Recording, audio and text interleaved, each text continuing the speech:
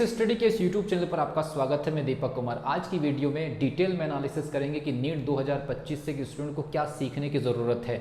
और मैंने इस पूरे के पूरे नीट 2025 के पेपर में जिस प्रकार की ट्रेजेडी हुई है उसको 8 पॉइंट में डिवाइड किया है कि स्टूडेंट जब अपनी एग्जामिनेशन की प्रिपरेशन करते हैं और उसके साथ कोई ट्रेजेडी हो जाती है और नेक्स्ट टाइम अगर वो एग्जामिनेशन की प्रिपरेशन कर रहे हैं तो कौन कौन से पॉइंट उसको याद रखने की ज़रूरत है ड्यूरिंग द प्रिपरेशन। तो सबसे पहली चीज़, नीट 2025 से आपको क्या सीखने को मिला, ये 8 बिंदुओं में मैं कवर कराने की कोशिश करूंगा। अगर आप इस चैनल पर नए तो चैनल को सब्सक्राइब कर लीजिए, बेल आइकन को प्रेस कर लीजिए। सबसे पहली चीज़ एनालिसिस, सबसे पहली जो चीज़ है वो एनालिसिस। जितने भी स्टूडेंट जिस प्रकार से एग्जामिनेशन में उलटफेर हुआ या एक प्रकार से पूरी की पूरी एक्सपेक्टेशन जो है वो धराशायी हुई, तो सबसे पहली चीज जो स्टडी का जो तरीका होना चाहिए, स्टडी का जो तरीका होना चाहिए वो पूरा का पूरा एनालिटिकल होना चाहिए। जितना आप डेप्थ में कॉन्सेप्चुअल स्टडी करेंगे उतना ज़्यादा अच्छा होगा।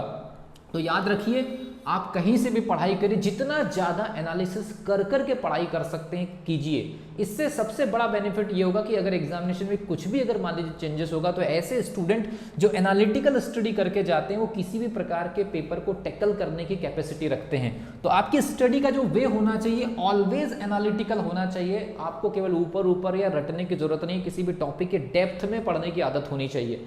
इससे ये सबसे बड़ा फायदा ये होगा कि बिल्कुल विपरीत कंडीशन भी अगर आपके पेपर में बन गई तो आप कुछ ना कुछ अच्छा करके ही आएंगे बाकी स्टूडेंट के कंपैरिजन में। तो आपका वे ऑफ स्टडी जो होगा वो बिल्कुल एनालिटिकल होगा। दूसरी कंडीशन प्रेडिक्शन।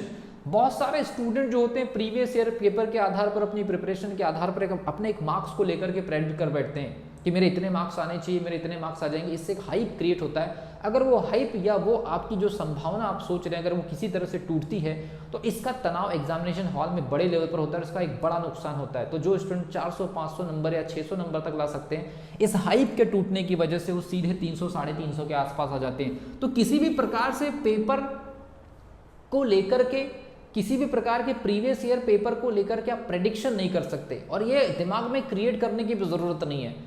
अब इसके अलावा चलते हैं कैलकुलेशन के ऊपर। ये बड़ी इंपॉर्टेंट चीज़ है। नीट में मेरा ऐसा मानना है कि स्टूडेंट को डॉक्टर बनने में सबसे जो इंपॉर्टेंट पॉइंट है, जो उसको प्रॉब्लम क्रिएट करने वाली है, वो है कैलकुलेशन, वो है न्यूमेरिकल अप्रोच। क्योंकि बहुत बड़े लेवल पर फिजिक्स और केमिस्ट्री में पलटवार हो रहा है न्यूमेरिकल के रूप में। तो मैं तो इस पूरे 8 पॉइंट में सबसे बड़ा जो पॉइंट मानता हूँ, एक तो आपका एनालिटिकल स्टडी और दूसरा आपका न्यूमेरिकल अप्रोच। तो अगर आपको सच में एक अच्छा डॉक्टर, एक अच्छे इंस्टीट्यूट से अगर आपको पढ़ना है, नीट एग्जामिनेशन को अच्छे रैंक के साथ क्लियर करना है और जो बिल्कुल टॉप मोस्ट रैंक वाले जो कॉलेज है वहाँ से स्टडी करने की इच्छा है, तो सबसे पहली चीज़ आप अपने फिजिक्स और केमिस्ट्री के न्यूमेरिकल अप्रोच को जितना स्ट्रॉन्ग कर सकते करिए, ये आपकी रैंक को बहुत अच्छा करके देंगे। तो न्यूमेरिकल अप्रोच आपको बिल्कुल इंपॉर्टेंट तरीके से तैयार करते चले जाना है। एक्सपेक्टेशन का मतलब यह है कि ज़्यादातर स्टूडेंट अपने मार्क्स के एक्सपेक्टेशंस की वजह से जो है वो बर्बाद होते हैं कि मुझे तो 650 नंबर लेकर के आना है, जबकि इसकी जगह ये होना चाहिए कि पेपर का जैसा लेवल आएगा उस हिसाब से हमको मार्क्स जो है गेन करने हैं। जैसे इस बार क्या हुआ है, इस बार बिल्कुल पेपर टफ आया 2025 में। 2025 में पेपर टफ आया, लेकिन बहुत सारे स्टूडेंट्स का पहले से टारगेट था, उनके mock test, test series, coaching institute के अंदर जो भी टेस्ट सीरीज वगैरह चल रही थी तो वहाँ उनके मार्क्स अच्छे दिख रहे थे। क्यों? क्योंकि कोचिंग इंस्टीट्यूट भी ओल्ड टाइम में जो पेपर कंडक्ट हुए पिछले 7-8 साल में, उसी के आधार पर कंटेंट डिलीवर कर रहे थे, उसी के आधार पर आपके सामने टेस्ट सीरीज रखी जा रही थी, तो उसी के आधार पर आपके मार्क्स आ रहे थे। लेकिन एक स्टूडेंट जिसको फाइनली सेलेक्ट होना है या फाइनली सिलेक्शन लेना है, तो आपके जो भी मॉक टेस्ट में स्कोर आ गए या जो भी आपने टेस्ट सीरीज में स्कोर या रैंक जो गेन किया, उसको लेकर के एग्जामिनेशन हॉल में आप किसी एक्सपेक्टेशंस के साथ में अगर मान लीजिए एंट्री करेंगे और आपके अनुकूल परिणाम या आपके अनुकूल अगर पेपर नहीं बनेगा तो शुरुआती जो 1 घंटा होता है वहीं पर आप बिखर जाएंगे। तो कोई एक्सपेक्टेशन लेकर के मत जाइए, पेपर जैसा आएगा उस हिसाब से हम कवर अप करेंगे।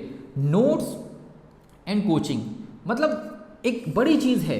बहुत सारे स्टूडेंट क्या काम करते हैं आजकल, कोचिंग इंस्टीट्यूट के नोट्स कलेक्ट कर रहे हैं, कोचिंग इंस्टीट्यूट के नोट्स कलेक्ट कर रहे हैं और उसको उतना डाइजेस्ट नहीं कर पा रहे, पढ़ नहीं पा रहे, अलग अलग राइटर्स की बुक्स लेकर के घूम रहे हैं। सबसे पहली चीज आपका एक सिलेक्टिव अप्रोच होना चाहिए। सिलेक्टिव अप्रोच होना चाहिए कि कौन कौन से टॉपिक, एटलीस्ट इतना पता होना चाहिए कि कौन कौन से टॉपिक आपके बार बार पूछे जा रहे हैं और कौन कौन से टॉपिक जो पूछे जा रहे हैं तो उसका लेवल क्या है।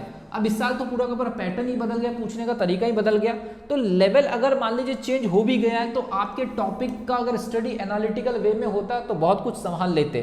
तो पहली चीज तो ये पता होना चाहिए कि पिछले 5-7 साल में कौन कौन से टॉपिक ऐसे जो नीट के लिए बड़ा पसंदीदा है या नीट वालों को बड़ा अच्छा लग रहा है, तो टॉपिक की लिस्ट बनाना। बहुत सारे स्टूडेंट एक ही सब्जेक्ट की 3-3, 4-4 राइटर की किताबें लेकर के घूम रहे हैं, कोचिंग का इतना नोट्स लेकर के घूम रहे हैं, फिर भी 3 साल में सिलेक्शन नहीं हो रहा है, और फाइनली ड्रॉप आउट होने के बाद या कॉलेज कर लेने के बाद, इतनी सारी कोचिंग कर लेने के बाद भी सिलेक्शन नहीं होता। इसकी सबसे बड़ी वजह यही है कि आपके पास एक सिलेक्टिव अप्रोच नहीं है नोट्स बनाने का, एक सिलेक्टिव अप्रोच नहीं है टॉपिक को काट करके पढ़ने का, और आप नोट्स में भी इधर उधर से मान लीजिए केवल कलेक्ट कर रहे हैं। नोट्स आपका खुद का बनाया होना चाहिए। जब आप नोट्स बना रहे होते हैं तो उसमें क्या क्या स्पेशल चीज़ें आप ऐड कर सकते हो, ये प्रिपरेशन की ड्यूरेशन में कैसे कर सकते हैं, इसके ऊपर एक मैं सेपरेट वीडियो गाइडलाइंस के रूप में बताऊंगा आगे जा करके।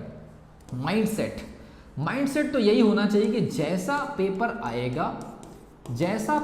आएगा उस हिसाब से हम देखेंगे, या उस हिसाब से हम अपने माइंड को स्थिर करेंगे, या उस हिसाब से हम पेपर हॉल में रिएक्ट करेंगे। ये नहीं कि शुरुआत के 5 क्वेश्चन जो है वो गलत होने लगे या उसके कॉन्सेप्ट ही समझ में नहीं आ रहा तो पूरे तनाव में आकर के पेपर हॉल में आप बिखर गए। तो माइंडसेट का बड़ा खेल है। माइंडसेट में सबसे बड़ी चीज है आपका पेशेंस, धैर्य, कि ठीक है शुरुआत के 4-5 क्वेश्चन आपकी रेंज में नहीं थे, पूरे 180 क्वेश्चन आपकी रेंज में नहीं होंगे, तो हो सकता है सबसे बुरा दौर शुरुआत के क्वेश्चन पेपर में ही होगा या शुरुआत के क्वेश्चन में होगा। तो आपको अपने पेशेंस का यहाँ पर सबसे जरूरी चीज़ है कि उसको स्टेबल रखें जब तक ये पूरा 3 घंटे का समय न निकल जाए। एक्सेप्टेंस, अगर मान लीजिए पेपर अगर कठिन आया है, सच में पेपर कठिन आया है, तो तुरंत आपको ये चीज़ स्वीकार कर लेना चाहिए, पेपर हॉल के अंदर स्वीकार कर लेना चाहिए।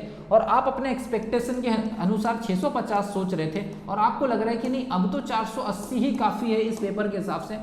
अगर आपने पढ़ाई किया है और आपने 650 के हिसाब से आपने स्कोरिंग किए हैं प्रीवियस टाइम में, लेकिन अब पेपर उस टाइप का नहीं दिख रहा है, तो पहली चीज़ तो अपने माइंड में ये एक्सेप्ट कर लेना कि नहीं ये पेपर 650 लायक नहीं है या 650 नहीं आ सकते, इसमें बेटर कितना हो सकता है, 480 बेटर है कि 520 बेटर है।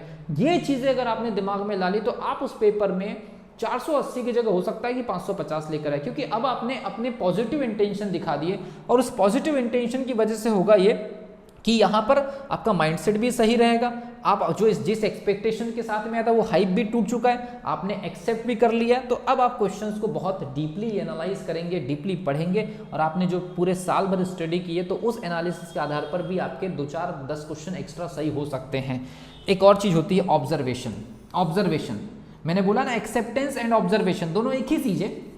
ऑब्जर्वेशन मतलब क्वेश्चन को अगर आपने क्वेश्चन पेपर तो ऑफलाइन मोड में होता है नीट का, तो जैसे ही आपने पेपर को देखा और अलग अलग लेवल पर जैसे फिजिक्स में देखा, केमिस्ट्री में देखा, बायोलॉजी में देखा, और क्वेश्चन की लेंथ कितनी है, इस पूरे पेपर के अंदर कितने सारे ग्राफ दिखाई दे रहे हैं, कितना रीजनिंग एंड एसेरेशन वाले कितने क्वेश्चन हैं। तो अगर आपने शुरुआत के अगर 5-10 मिनट पेपर को अगर इस प्रकार से अगर आपने ऑब्जर्व कर लिया कि नहीं इस बार का पेपर वैसा नहीं है जैसा लग रहा है, और ये शुरुआत के 10 मिनट या 5 मिनट ये चीज़ें एटलीस्ट कुछ पेजेस पलटा करके आप देख सकते हैं कि यार फिजिक्स में किस पर डायग्राम वाले क्वेश्चन, न्यूमेरिकल वाले क्वेश्चन, ग्राफ वाले क्वेश्चन, केमिस्ट्री में केमिकल रिएक्शंस वाले क्वेश्चन, आपके बायोलॉजी में किस प्रकार से प्रोसेस वाले क्वेश्चन हैं, डायग्राम वाले क्वेश्चन तो नहीं है, केमिस्ट्री में आपके केमिकल रिएक्शन के साथ में न्यूमेरिकल तो नहीं आ गया, कोई ग्राफ के साथ में कोई न्यूमेरिकल तो नहीं आ गया, केमिस्ट्री में जो रिएक्शंस है वो चेन सिस्टम वाली तो नहीं है, उसमें कुछ एक्स्ट्रा चीज़ें इतनी डीपली तो नहीं पूछ ली गई। तो अगर आप 5 मिनट अगर रुक करके अगर पेपर को ऑब्जर्व कर ले कि नहीं इस बार का पेपर नहीं है 700 का, ये 400 का ही पेपर है, 450 का पेपर है, तो ये सब कुछ की पॉइंट्स थे मैंने बताने की कोशिश किया। अगर आप नीट 2026 की प्रिपरेशन कर रहे हैं तो ये जो नीट 2025 से क्या सीखने को मिला, ये चीज़ें एक स्टूडेंट को सीखना जरूरी है। और चाहे 5 साल से पेपर के पैटर्न में बदलाव ना हुआ हो, चाहे 10 साल से पेपर के पैटर्न में बदलाव ना हुआ हो, लेकिन पेपर के पैटर्न में कुछ भी बदलाव हो सकता है, ये हमेशा अपने दिमाग में रखिए। ये डरने वाली बात नहीं है, जब घटना घटेगी तो सबके साथ एक जैसे घटेगी। इसीलिए मैं कह रहा हूं आप अनएक्सपेक्टेड सिचुएशन के लिए तैयार रहे।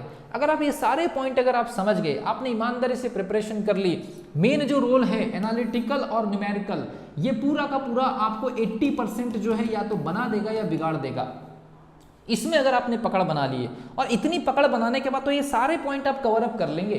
तो इसलिए याद रखिए नीट 2026 की प्रिपरेशन करने वाले स्टूडेंट, नीट 2025 से क्या सीखने को मिला, ये बड़ा इंपॉर्टेंट लेसन है। और इस इंपॉर्टेंट लेसन के साथ आप उतरिए नीट 2026 का कैसे एग्जामिनेशन आपका क्लियर नहीं होगा, देखते हैं। मिलता हूँ अगली वीडियो में, तब तक के लिए wish you all the best.